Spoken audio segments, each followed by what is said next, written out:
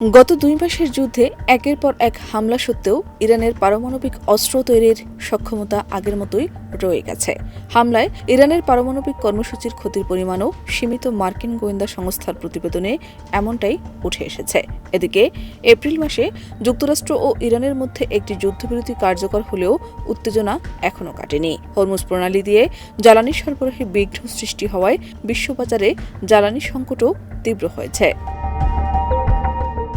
যুক্তরাষ্ট্রের গোয়েন্দা সংস্থা বলছে, ইরানের পারমাণবিক কর্মসূচিতে সাম্প্রতিক হামলার পরও বড় ধরনের নতুন ক্ষতি হয়নি এবং পারমাণবিক অস্ত্র তৈরির সময়সীমা আগের মতোই রয়েছে। একাধিক সূত্রের বরাতে জানা গেছে, যুক্তরাষ্ট্রের গোয়েন্দা বিশ্লেষণ অনুযায়ী ইরান একটি পারমাণবিক বোমা তৈরি করতে এখনও প্রায় ৯ মাস থেকে ১ বছর সময় নিতে পারে, যা গত বছরের হিসাবের তুলনায় প্রায় একই।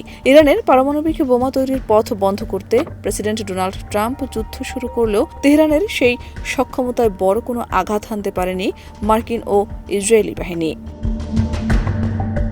মার্কিন গোয়েন্দাদের তথ্য অনুযায়ী ইরান যদি পারমাণবিক বোমা তৈরির চূড়ান্ত সিদ্ধান্ত নেয়, তবে তাদের প্রয়োজনীয় সময় গত বছরের গ্রীষ্মকালের পরিস্থিতির মতোই আছে।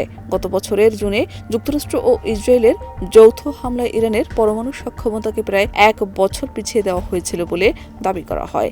এরপর চলতি বছর ২ মাস ধরে নতুন করে যুদ্ধ চললেও সেই সময়সীমার কোনো নড়চড় হয়নি বলে সংশ্লিষ্ট ৩টি সূত্র নিশ্চিত করেছে।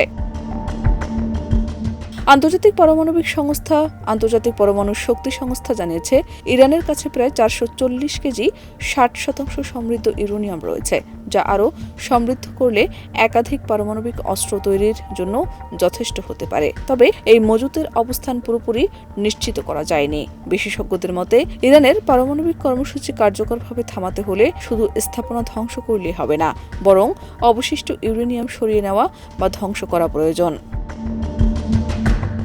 শাহনাজ পারভীন, দেশ রূপান্তর।